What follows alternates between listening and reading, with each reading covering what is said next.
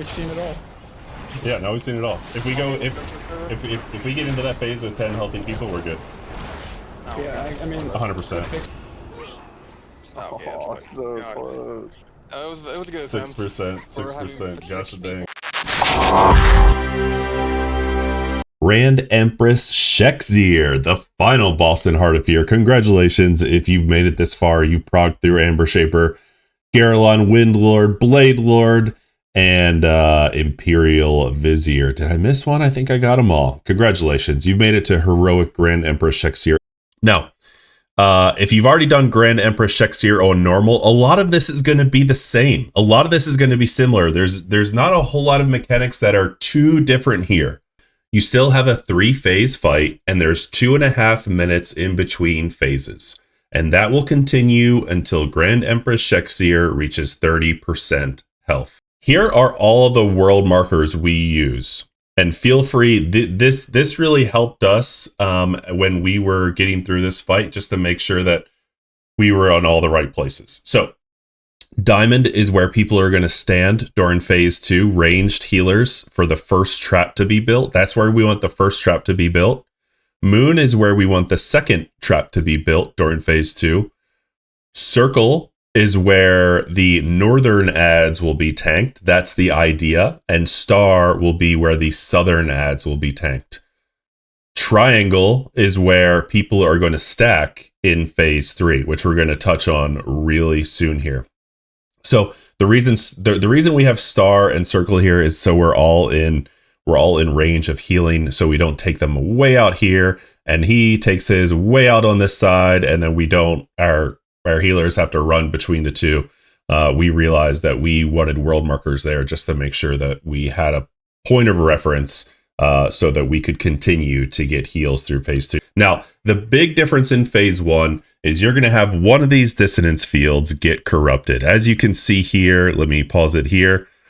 This has like a gray, black, and white tone to it. This dissonance field is corrupted. So before, where in normal you would just choose a field to stand in if you had Cry of Terror, this time you need to stand in the one that's corrupted.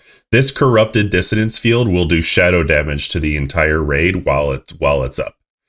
In 10-man, you can expect to see 4 dissonance fields throughout phase 1. 2 are going to go at one time, and then 2 are going to go about a minute and a half later. You're going to see 2 dissonance fields in the start of phase 1, and then about a minute later, you're going to see 2 more dissonance fields. They will get corrupted. And there is just a ton of damage going out. Not only when the fields explode, but also Grand Empress Shekzeer uses an ability on the range that makes them want to spread out. The corrupted dissonance field, like I said, is doing shadow damage the whole time.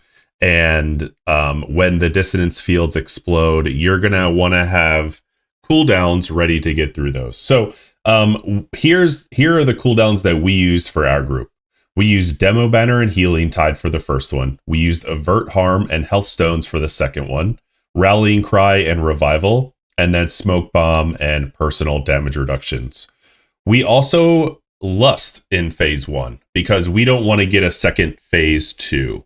As a Brewmaster, you're going to use Avert Harm as one of the damage reduction abilities. So we use that on the second field.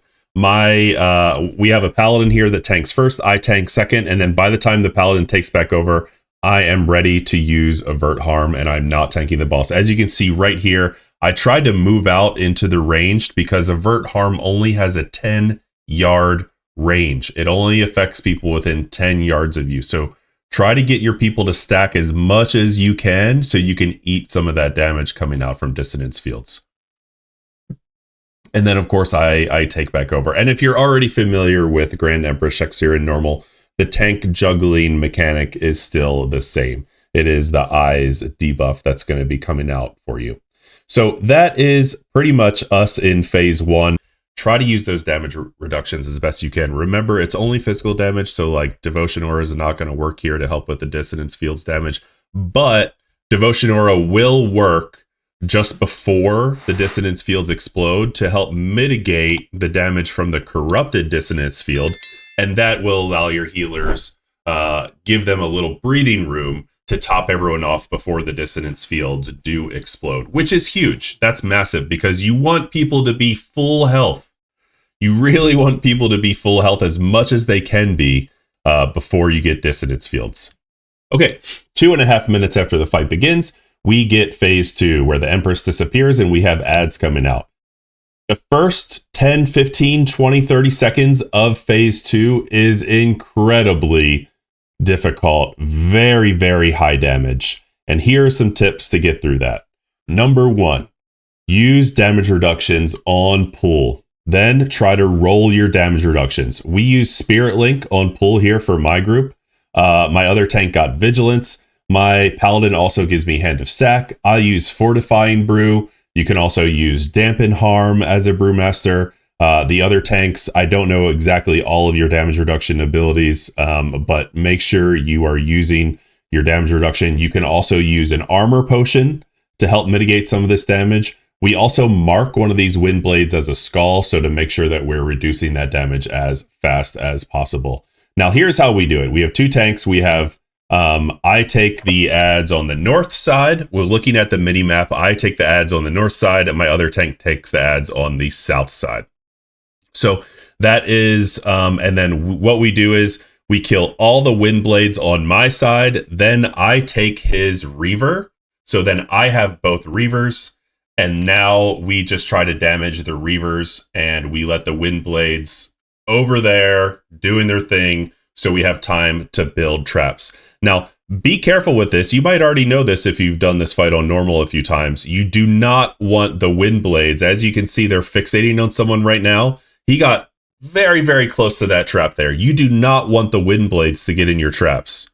Those should be for Reavers only, but they will trigger the traps if they get close to it. And that's going to be tough for you to deal with because you're going to have less traps. Not only is the wind blade not going to be making traps, but you're also going to be at a point where your wind blade is going to be dying, and that will phase Empress.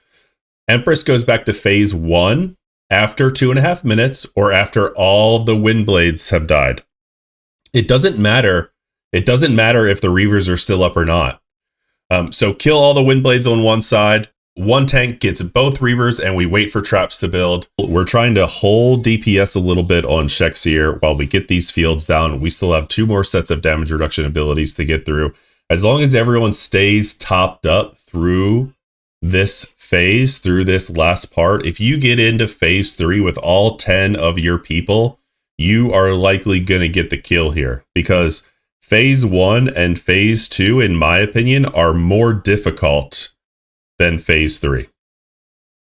So we got through one of the dissonance fields, and now we're about to phase. I think now we're in phase 3. Phase 3, everyone stacks on boss where that triangle marker was. That's where we want to stack on boss. And then your job, if you're not tanking the boss, is to get in between this Heart of Fear and the beam it randomly puts on someone. So as you can see here, this is my job here. And it's really kind of tricky. You really have to stand on the person because the beam is coming from above. So we found this part to be a little tricky to get through to intercept. It's not as straightforward if you're familiar with the Imperial Vizier, the Exhale from Imperial Vizier. That one's pretty easy to intercept as a tank, but this one is a little more tricky. So now I'm taking the boss and the Paladin tank is out there trying to intercept that Heart of Fear. The other thing in phase 3, the reason why everyone's stacked is because a debuff goes out. And then when that debuff goes out, the individuals that are debuffed have to run out. They have to run out of the group because 4 seconds after that debuff goes out, you are feared and it will fear everyone around you. So what you want to do is you have them go out and then you dispel the fear as much as possible. There's also a frontal in this, which of course is not really a frontal. And when I first did this fight, it was kind of hard to see. But do you see the tone of the floor here? It's purple. This is the frontal. This is the frontal. And that's what I was really confused when I first did this fight. Because I thought it was supposed to be a frontal, but it's not. She turns around to do it. So it's kind of a backle, I guess, so to speak, if that's a thing. But it's really a unique mechanic. It's hard to see if you're not looking for it, especially if you're expecting it to be a frontal. And there it is, right there. It will actually face your raid team and not the tanks. And that is phase 3, basically. The really nice thing about Shekzeer is most of the mechanics are similar in normal and heroic. There's really not many that are different, but you have to expect that the damage goes up, the health goes up. It's not easy. It's not an easy fight, but if you've made it here, if you've made it through Imperial Vizier, if you've made it through Amber Shaper, your prog time on Shekzeer is gonna be lower. You're gonna get it down. It's well within your reach. If you can get through Amber Shaper, Empress is within your reach. So good luck. If you have any questions, please let me know below, and like and subscribe if you'd like to see more of this content. I will see you all on the next one.